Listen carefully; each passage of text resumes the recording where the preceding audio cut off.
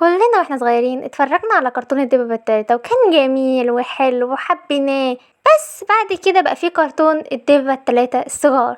ولو عايزين رأيي، ده أسوأ حاجة أنا شفتها في حياتي كلها وأغبى حاجة ممكن أي حد يشوفها. ليه بقول كده؟ هقولكوا دلوقتي. أولا نبدأ بقصة الكرتون.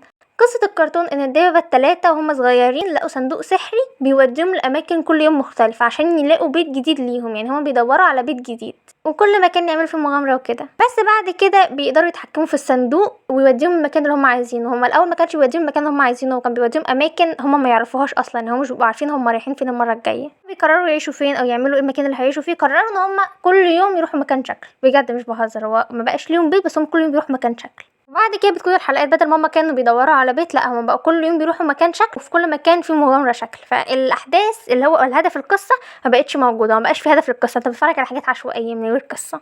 اوكي، ليه بقول على الكرتون كده؟ اولا الاول كان في هدف ان هم يدوروا على بيت، دلوقتي ما بقاش في هدف، دلوقتي انت بقيت بتتفرج على احداث مالهاش علاقه ببعض اصلا، ونادرا لما بيبقى في مجموعه حلقات ليها علاقه ببعض. يعني ان الاحداث غريبه قوي ومش مفهومه. يعني على سبيل المثال هشرح لكم مثال صغير كده من الحلقات.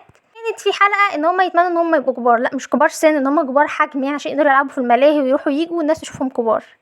فبيلاقوا حد في الملاهي ده حقق لهم الامنيات، وفي نهايه الحلقه قال لهم بمعنى كلامه يعني ان هو نفسه يبقى حر، بس هو ما يقدرش يتمنى امنيه لنفسه، هو بيحقق امنيات الناس التانية بس.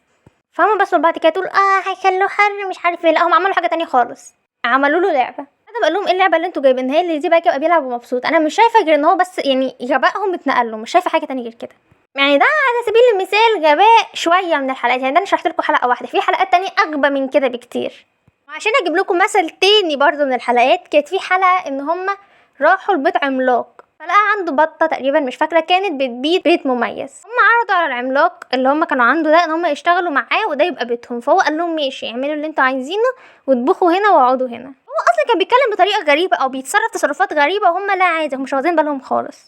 في النهايه خالص البطه قالت لهم ده اخدني هنا وبياخد البيت بتاعي وبيطبخوا للناس، وهي اصلا مش عايزه تبقى هنا. فهم ساعتها فهموا ان هو شرير وخرجوها. فهم يعملوا ايه بدل ما يهربوا هم كمان؟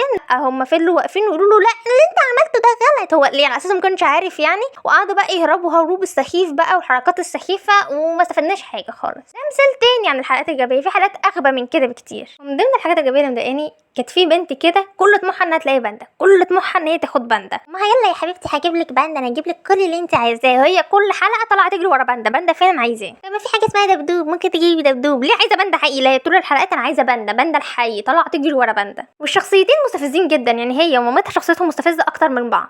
دلوقتي السبب التاني او هو ده اكتر سبب يعني مكرهني في الكرتون، اللي هو الشخصيات. نبدا بشهاب. شهاب مبينين ان هو شخص لما بيحب السيطره، ما بيهموش حد، شخصيته مزعجه. زي الحلقه لما بقى فيها ملك، اول ما بقى ملك ما بقاش همه حد، واناني ومش بيفكر في حد وبيحب السيطره بس. والحلقه اللي هو كان فيها ملك ده مجرد مثال، يعني دي حلقه بس من ضمن الحلقات كتيره وشخصيته مستفزه فيها وبيحب السيطره فيها على الناس اللي حواليه، ومخلين شخصيته مستفزه قوي، اللي هو مخلينه بطريقه مستفزه قوي.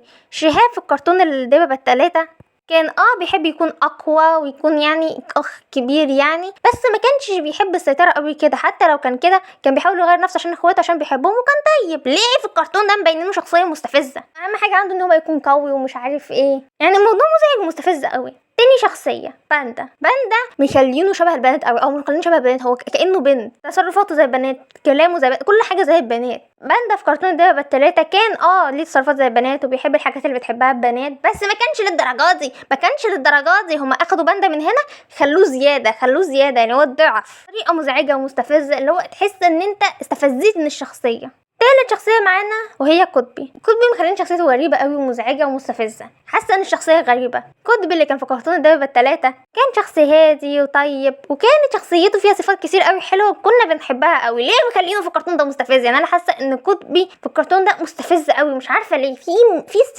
استفزاز في طريقته. الكرتون ده ببساطه جدا ممكن يخليك تكره شخصيه الكرتون ده والكرتون القديم، يعني ممكن تخليك تكره شخصيه الكرتون الاتنين تكرههم من كتر ما الكرتون ده عامل الشخصيات بطريقه مستفزه. يعني الموضوع كله باختصار ان الكرتون كان الاول ليه هدف، والاحداث بتاعته كانت سخيفه وملهاش لازمه، بس اهو كان ليه هدف. بعد كده مبقاش ليه هدف واحداثه سخيفه اكتر. الشخصيات معموله بطريقه مزعجه قوي، مش زي شخصيات الكرتون القديم.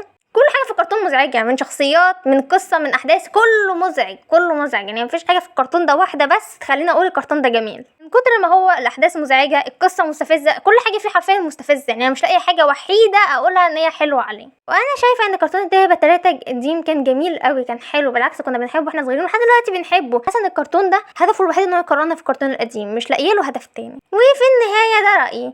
قولوا لي انتوا رايكم لو انتوا بتحبوا الكرتون ده ولا لا، وايه اكتر حاجه كنتوا بتحبوها في الكرتون القديم اللي هو كرتون الدببه 3 ولا كرتون الدببه 3 الصغير؟ ايه اكتر حاجه حبيتوها او كرهتوها فيه؟ وباي باي، شكرا.